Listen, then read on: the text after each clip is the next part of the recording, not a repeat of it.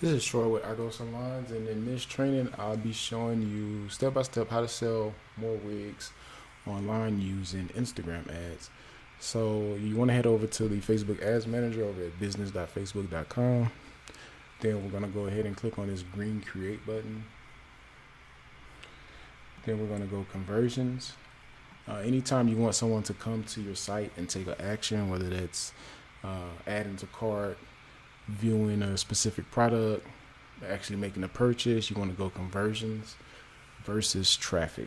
You never want to run traffic ads unless you just want people clicking on your ads. So campaign name, we can name this, let's see, sell more. You can name your campaign whatever you like. For this example, I'm going to put sell more wigs, and I'm going to put the date. They want to turn campaign budget optimization on. You can start with as little as a $5 per day budget. Just keep in mind when you're running with lower budgets, you have to give your ads ample time. For example, if on average it costs you about $50 to actually get someone, $50 worth of ad spend to get someone to buy your products at a $5 per day budget, you should expect to sell every 10 days. So just keep that in mind when determining your budget. Now we're going to go next.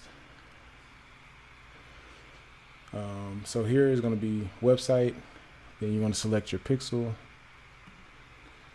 Then your conversion event is going to be purchase. So basically you're trying to get people who are likely to purchase your product. Then we're going to scroll. So age you can tweak depending on the age group that you serve. If you're only selling wigs to women, you would go women. And for targeting, you can keep targeting super simple. You can go wigs. You can go lace wig. Then you can hit suggestions if you need any more interest to target. Now, I wouldn't bunch these together. What I would do is create one ad set per interest. So I would have one ad set for lace wig, then I would create another ad set for wig to test these separately to see which performs the best. Then we're going to go manual placements. We're going to deselect everything except Instagram. Scroll. Then we're going to go next.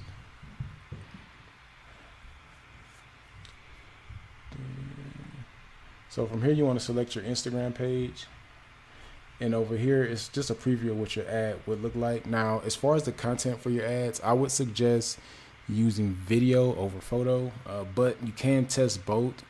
Also, if you want a better idea of what people are using for content and ads in your industry, you can go to the Facebook ad library. I'll leave a link in the description of this video. So only one interest per ad set. That's what I'm recommending now. I have tested using multiple interests per ad set, and it does work.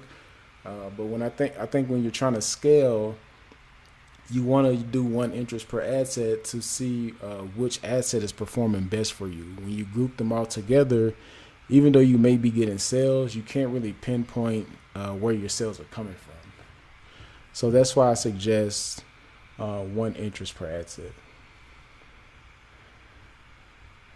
So let's turn off this dynamic format. So you can go carousel where they can swipe through to check out your content or your products, or you can go single image or video. So let's see, remove this. Now your primary text or your caption, what's the max interest? You can do as many interests as you like. Just keep in mind every new ad set you add is going to pull away from your budget. So if you have a lower budget, I wouldn't recommend doing too many interests at once. Now for your primary text or your caption, there's a formula you want to follow called hook, story, offer. Basically, you want to call out to who it is that you're looking for. So let's see. Or another option is to call out to a problem someone may be facing within your industry. So you can say something like, "Hey, are you tired of hair that sheds? Are you tired of hair that only lasts for one use?" So basically what we're trying to do is grab someone's attention. You want to basically try to ask 2 questions that they can mentally check off. Like, "Hey, this is me. I'm tired of my hair shedding. I'm tired of hair that only lasts for one use." So they're going to mentally check this off, and they're going to, essentially be engaged. Now you want to position your product as a solution to that problem. So let's see.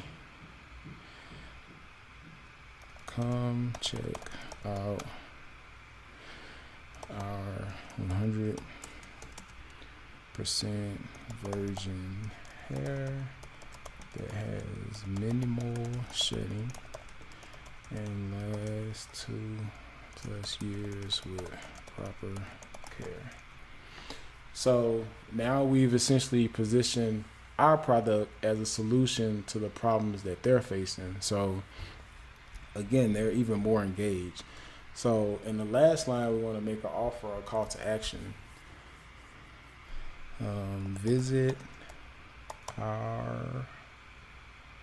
Come check out our, let's just say website.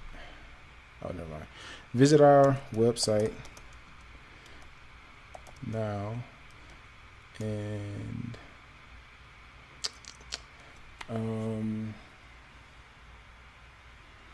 let's see.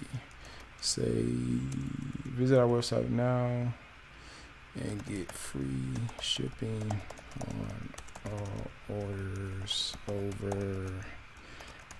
So your call to action can pretty much say whatever you like it to say. The point of the call to action is to point them to your site. So you've already hooked them with your content and your caption. You call out to some issues that they're facing. You position your product as a solution to those issues. Now you need to tell them what to do next. And what to do next is essentially coming to our website and making a purchase. Keep in mind, ads is a numbers game. Your site does have to have the ability to convert traffic into customers. Ads are not a solution to bad business practices. A lot of people like to turn on ads thinking that, they're going to see some results or success, but there are other things in your business, in your brand, and in your website, in your marketing, that doesn't work. So I would suggest ads when you're already getting consistent sales and your site has already proven itself to convert. If your site has a 1% or better conversion rate, I would definitely suggest turning on ads. Anything less than that, you probably see some sales when running ads, but they probably won't be too profitable. So that's one thing to keep in mind. We don't need headline. Headline is only relevant for Facebook ads. And if you're watching this video so far and you're finding this hopefully useful, please like the stream. Also subscribe if you're not already subscribed. Then here you would actually add your website link. So let's say who we have in here. Pure virgin luxury hair.com. So this is just an example. Obviously put your own website. Then keep scrolling. You want to make sure under tracking that your this is green and your pixel is actually connected. Oh, that's crazy. It pulled up your logo. But anyway, so that's it. Now we're done and we hit publish. Once we hit publish, probably take a few hours to get our ads approved. If you set it up like this, you shouldn't have any issues as far as rejections, unless you have some weird content that, I don't know, maybe features like some slight nudity or something. Sometimes they're weird about the content of the ads. Other than that, you should be okay.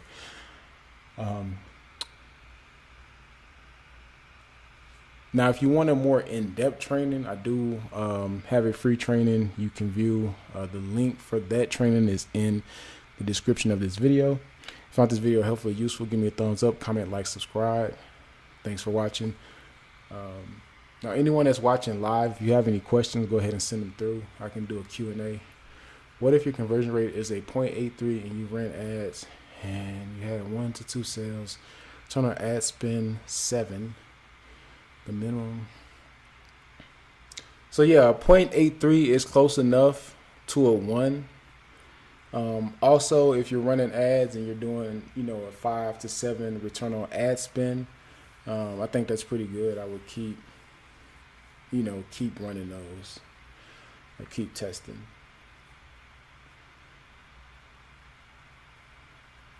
Any other questions? Yeah, all my content is saved. If you're just joining and you have any questions related to ads, feel free to send them through. How do you get what higher? Oh, your conversion rate, retargeting ads, implementing a email or a text strategy, or both.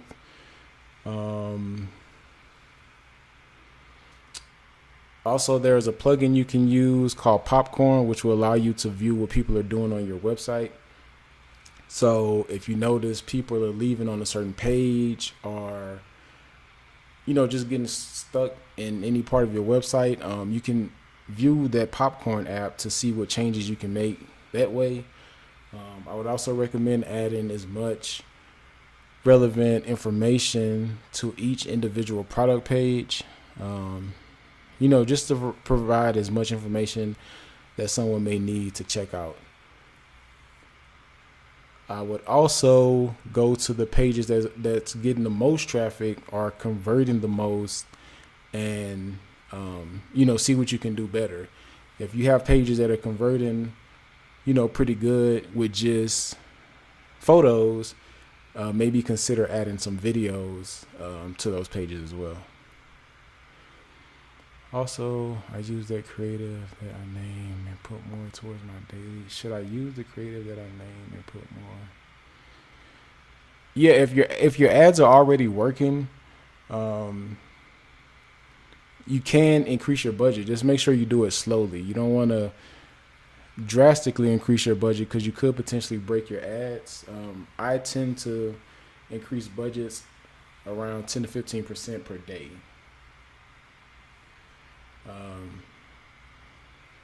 Now, depending on where you get information from, you could hear that, people have doubled their budgets, tripled their budgets, and still saw the same results. In my experience, that never works. So, proceed with caution. It was 20. So yeah, I would slowly increase, add $2 to $3 per day to your budget, and, go from there. Or, launch another campaign using alternative interests and try to scale that way.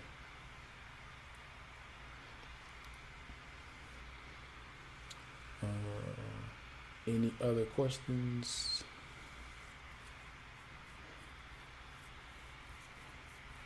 No problem. But yeah, I'm gonna go ahead and wrap this video up. Again, if you're new here, please subscribe. I'll most likely be back on live later tonight. If you have any questions, feel free to send me a DM on Instagram at iGrowSalons. Thanks for watching.